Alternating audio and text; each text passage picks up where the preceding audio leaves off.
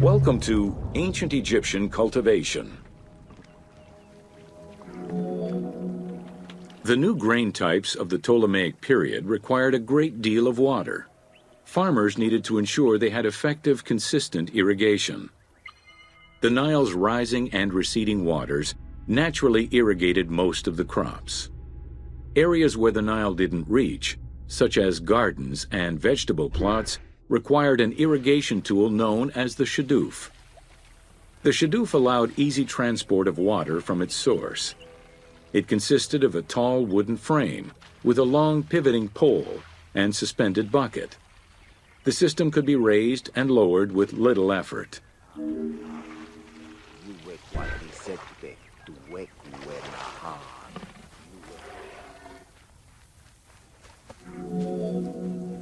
Later, a sakya, or water wheel, was invented. The sakya needed animals to turn the wheel, which rotated buckets through the water. It drew the water to an elevation of 3.5 meters and enabled a great deal of control over the irrigation process.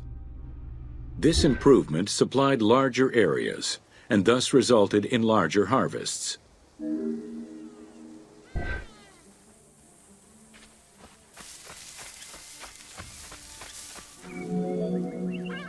The threshing process separated the grain from its husk.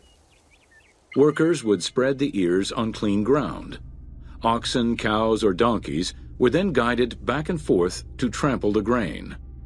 This continuous movement worked the grain loose while preventing the animals from eating it. Unwanted chaff and straw were swept away, or gathered and added to the mud used to make bricks, to make them stronger.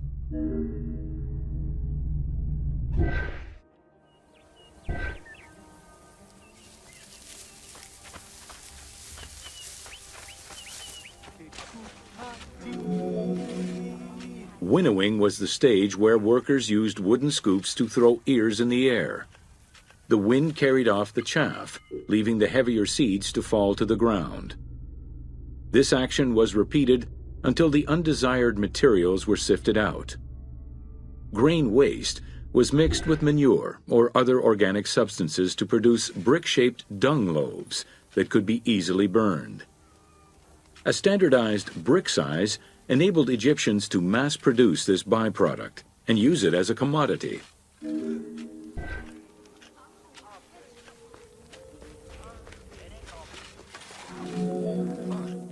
Transporting large amounts of grain required ships equipped to carry heavy loads. These goods were moved during the Nile's flooding season, when the river was deep enough for large ships. The transports stopped at checkpoints to accommodate customs and police controls, as well as for technical requirements and weather conditions.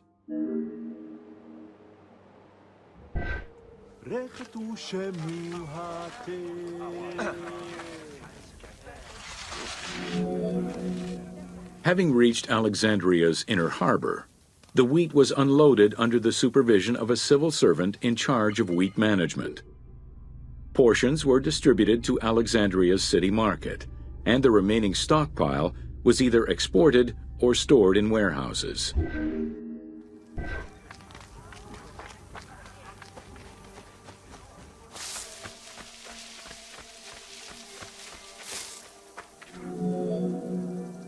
Grain storage facilities were located across all of Egypt.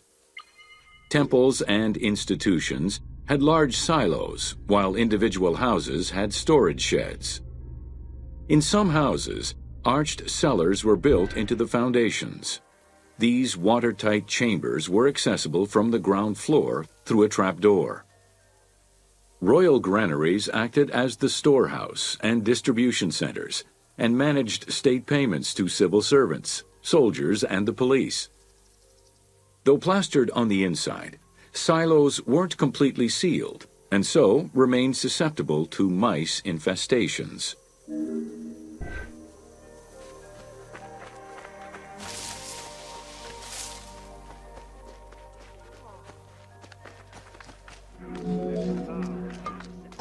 When the grain was ready for processing, it was poured into bowls and pounded into a coarse flour. That flour was then passed through a sieve to make it of finer quality and further ground between stones. Ancient Egyptians did not stock flour. Instead, fresh grain was portioned out each time to produce flour as it was needed.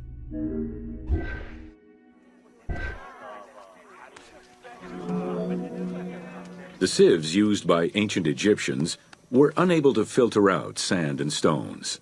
Grit often passed into the flour, causing long-term tooth abrasions among all classes of Egyptians.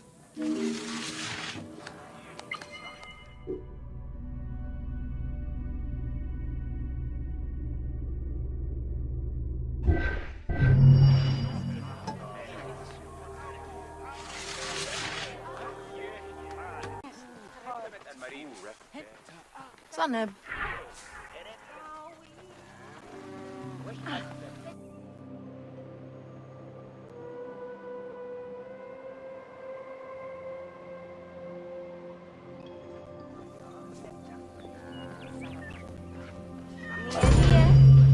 Welcome to Domesticated Animals of Ancient Egypt.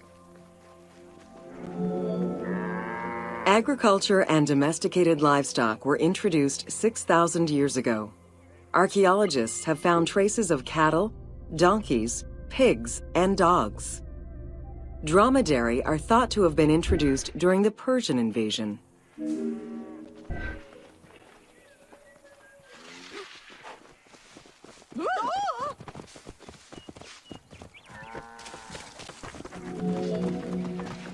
Pets were deeply cherished in ancient Egypt. Many illustrations of children often include a pet in the depiction.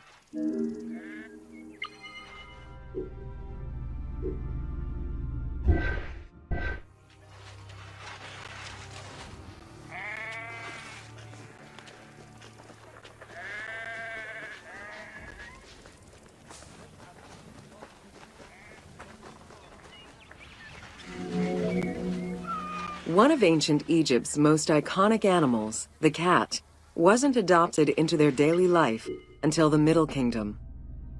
Since they were so highly capable of killing snakes and rodents, cats were present throughout every period.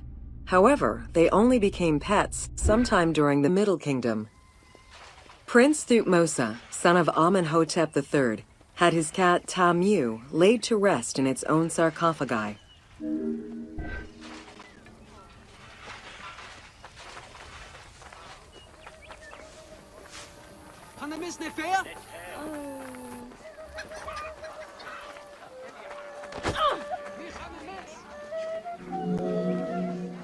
The earliest reference to dogs dates back to 5000 BCE. They were popular pets as they helped hunters and protected herds. They were closely linked to Anubis, the jackal-headed god. Baboons, monkeys, and even falcons were tamed as pets. Each was mummified and buried with as much ceremony as any family member.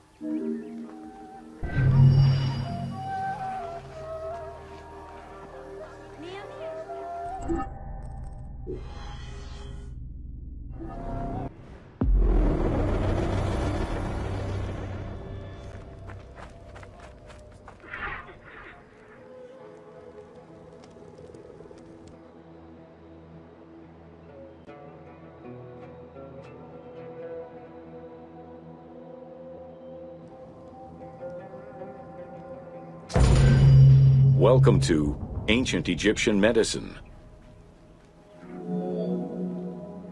Evidence of advanced medical procedures have been found on mummies, and ancient Egyptians left detailed medical writings from diagnosis to follow-up treatment. One of the oldest known surgical studies is the Edwin Smith Papyrus. It's one of the first documents in history that notes an association between the integrity of the brain and cognitive functions, including cases of ocular complications and paralysis following head trauma. Vinegar-treated marble stone from Memphis was used as an anesthetic.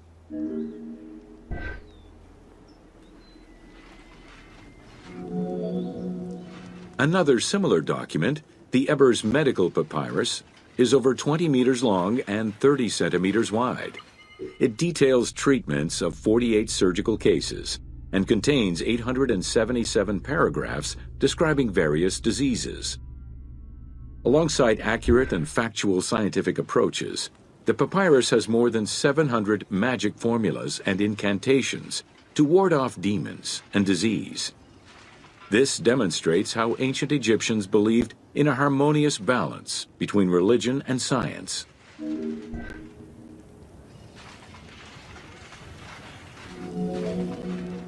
Remedies were considered as medicine and carried by doctors and priests.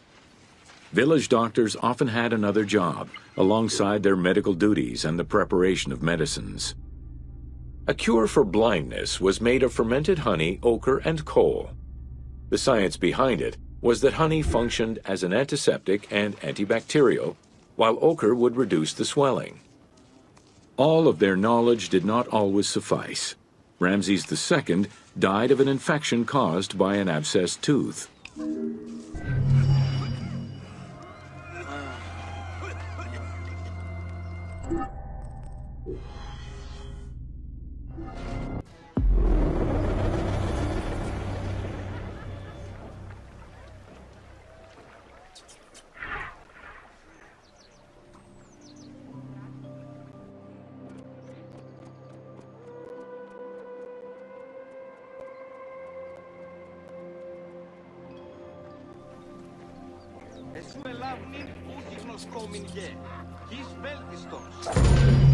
Welcome to Leather and Linen in Ancient Egypt.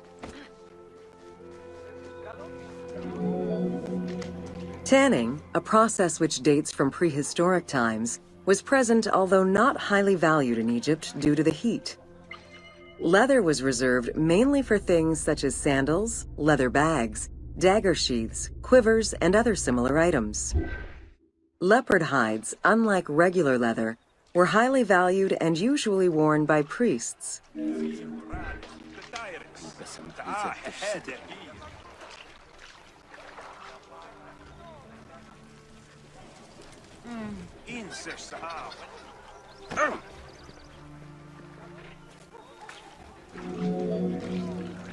Valued for its coolness and freshness in hot weather, linen was the fiber most commonly used for fabrics and textiles. It was produced from flax, which was plentiful in Egypt. Fibers were usually dyed before weaving. While color was used in the production of textiles, dyes weren't commonly used for clothing, and most Egyptians wore white. The color represented spiritual purity, a goal to reach for every day of one's mortal life.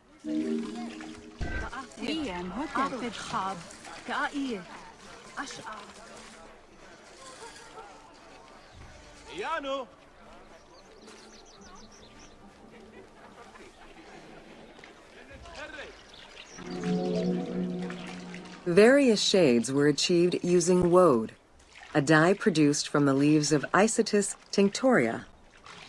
The plant was cultivated for this purpose within the Nile Delta and allowed for the creation of various colors.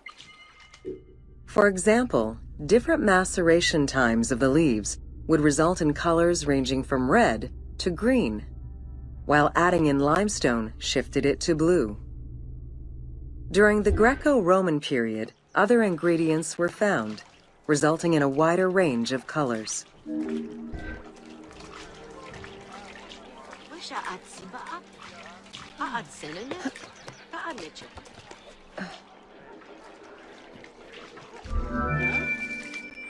This area's style is strongly influenced by the dye baths and tanneries of modern-day Fes in Morocco. This helped Ubisoft envision what such locations might have been like in ancient Egypt. While this tannery is within the city walls, back then they were often found outside the city boundaries. The tanner's trade was considered off-putting by the Greeks, as all these operations resulted in noxious smells.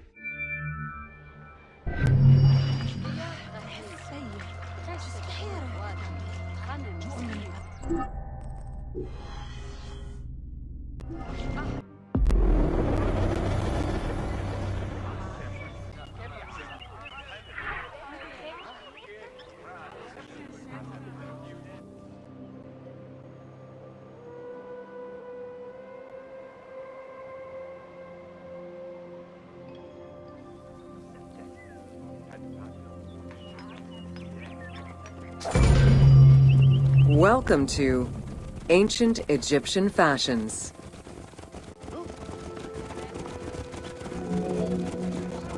Learning what life was like for ancient Egyptians presents many differences, and yet also surprising similarities to how people might live today. Understanding the daily lives of regular citizens so many thousands of years ago is ultimately what connects us as human beings.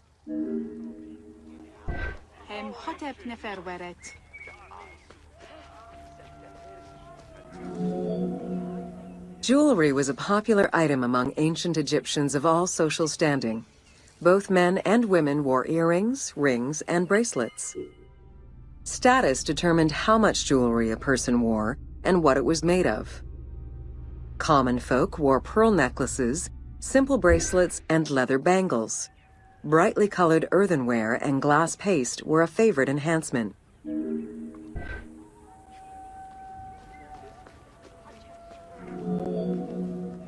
The jewelry of the elite was made from gold, silver, and other precious stones. Because gold never lost its shine, it was considered akin to the flesh of the gods. Wide jeweled collars were a favorite. Made with rows of beads formed into patterns of animals or flowers, the soft chiming sounds they made were thought to appease the gods.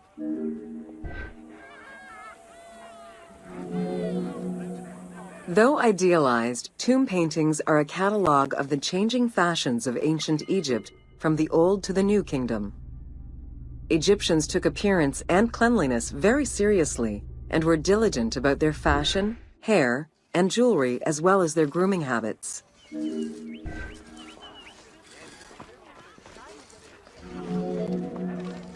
The fabric of ancient Egyptian clothing was almost entirely made from various grades of linen. Linen was commonly white, draped over the body, and cinched at the waist, though some garments were sewn or tailored. Wealthy men wore long tunics, loincloths, or kilts, while poor men only wore loincloths. Women wore long dresses, with differences residing in the quality of the fabric, depending on social status. Egyptians commonly went barefoot, but could also wear sandals made from papyrus fiber or leather.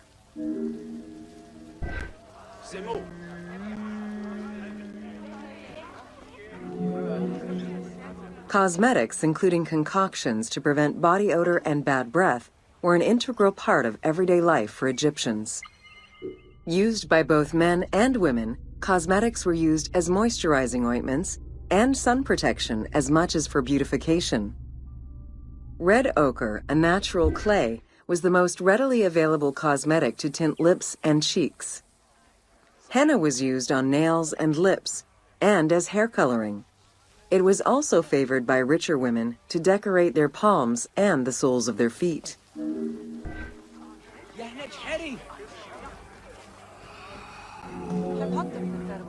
Egyptians believed coal had magical powers, wearing it as black eyeliner to protect their eyes from the sun and to prevent eye infections from particles in the flooded Nile River.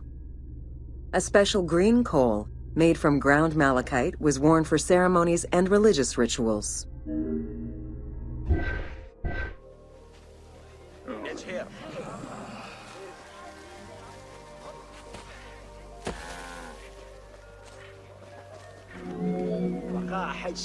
Women and teenage girls wore their hair long and often braided.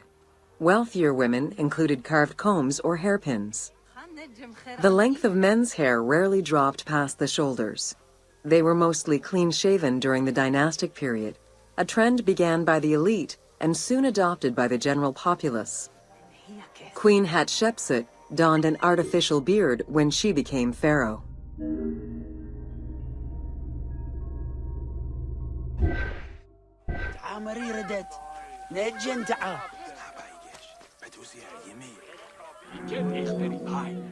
Wigs were very popular, used for special occasions or to conceal gray hair or baldness. They were fastened in place with beeswax. The most expensive wigs were made from human hair and reserved for royalty. Other wigs were composed of linen, wool, or animal hair.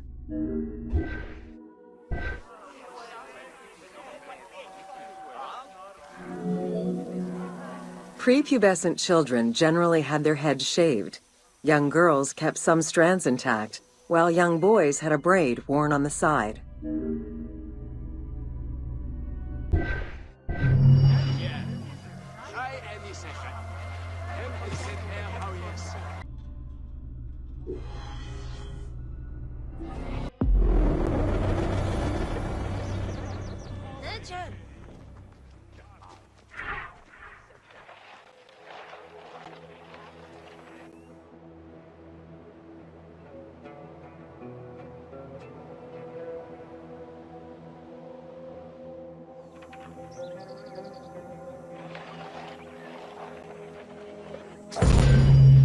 Welcome to Artisans of Ancient Egypt. It was under the watchful eye of Ptah of Memphis, the god of craft and architecture, that ancient Egyptians developed the unique rendition of the world they lived in. However, it is vital to understand that their view of art, and those who created it, was likely very dissimilar to the modern concept of the word. Instead of artists, the creative culture had skilled and respected artisans. The most significant categories of specialties for crafters were drawing, painting, sculpture, and metalworking.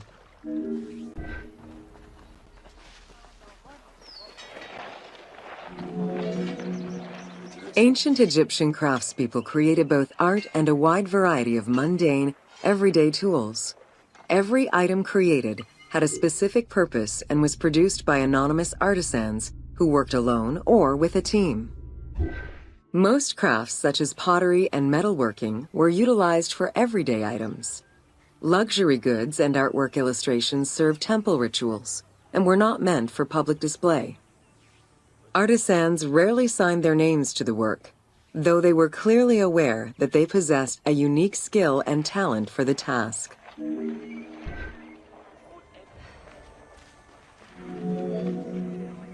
Art, in all its forms, has offered not only a practical insight into the way ancient Egyptians lived, but in how they viewed the world and their place in it.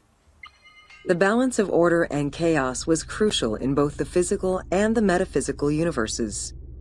As a result, their art appears to follow a strict set of stylistic conventions that supported this worldview. From households and palaces to temples and tombs, pottery, papyrus, and textile items were essential to the everyday life of ancient Egyptians.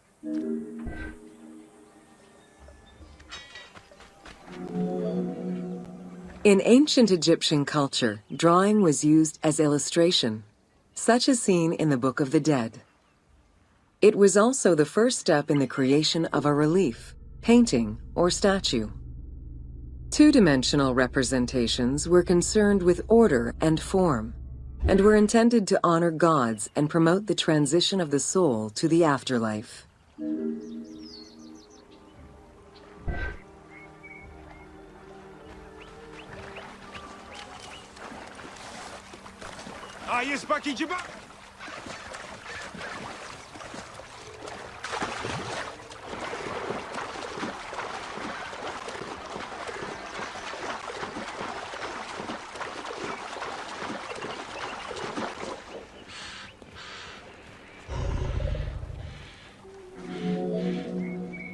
Stylistically, Egyptians were concerned with the depiction of the human form's inner self.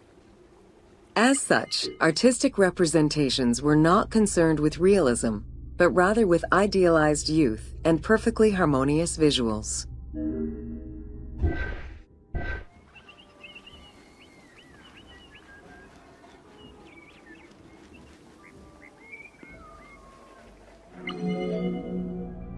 An exception to this were scenes depicting hunting and battle, where the environment and enemies moved in lively, even chaotic ways. Animals and foes were depicted piled up, as if describing chaos, with Egyptians standing in solemn, disciplined poses, bringing order to the scene.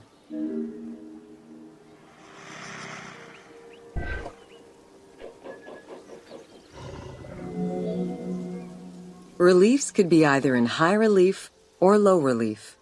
Either method required a surface suited to the desired technique.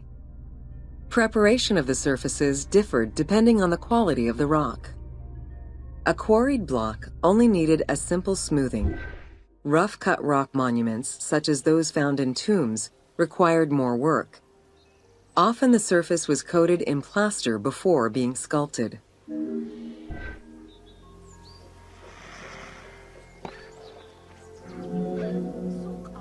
For reliefs, preliminary sketches were drawn in red, then framed with a red grid to position the elements of the scenes. Corrected sketches were in black, and once approved, the scene was ready to be carved. This method likely explains the name given to relief makers, the one who draws the outlines.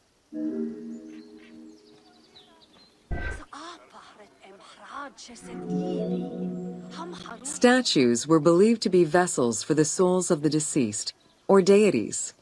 That is why a sculptor was called the one who makes it live. This divine duty earned them the utmost respect. As with a relief, creation of a sculpture began with a drawing. Most statues were made of quarried blocks of stone, primarily limestone, though sometimes harder stones such as quartzite were also used.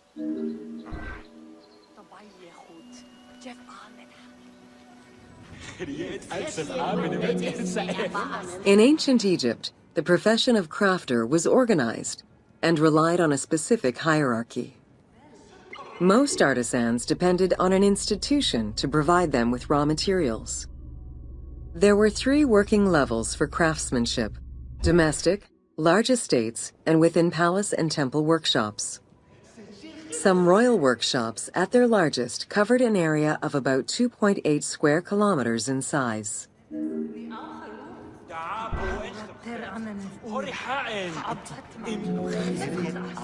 At the domestic level, most Egyptians were craftspeople to a greater or lesser extent. The ability to repair tools was a daily necessity. Crafted everyday items could also be bartered for at the local market. Artisans with skills but lacking in resources worked at large estates, where the elite provided them with space to work and raw materials. The most skilled artisans were employed in royal or temple projects and benefited from a special status. They were provided with good workspaces and considered to be highly skilled.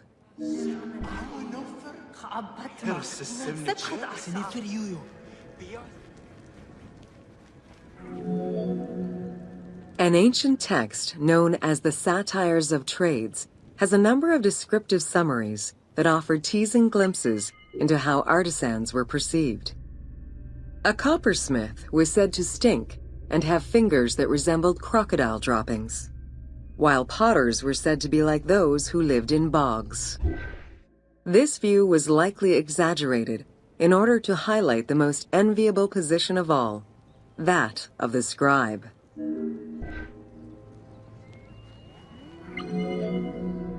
Located near the Valley of the Kings, Deir el-Medina was a settlement created by order of the king to honor the most skilled artisans. Its name translates as the monastery of the city. Allocated a house on the initiative of the king, these craftsfolk were regarded with respect and referred to as the royal artisans. Those who lived there worked on the tombs in the Valley of the Kings and its surrounding temples.